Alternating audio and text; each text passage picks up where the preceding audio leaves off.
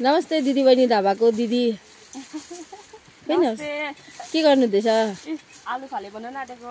ए कस्तो चल्दैछ अहिले तपाईको दोकान? राम्रै छ।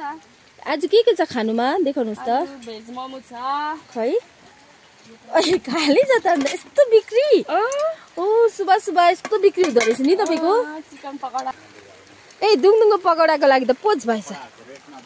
यो दुङदुङको पकोडा हो अन्त यो चिकन राइस यस्तो चिकन रोस्ट दुङदुङ रोस्ट एन्ड फाले किमा एन्ड मोमोज र तपाईको रेट एकदम रिजनेबल रहेछ है।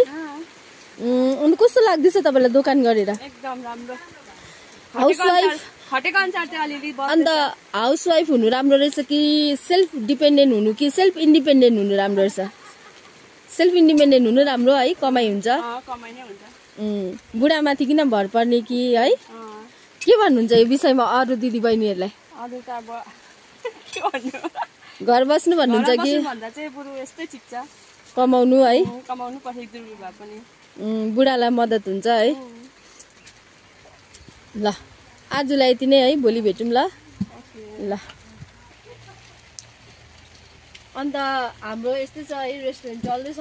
म क्यामेराम्यान नियतिसँग पूजा छेत्री, पेम्लिङको वेदर चाहिँ आज यस्तै छ। ल धन्यवाद, बाई बाई सबैलाई।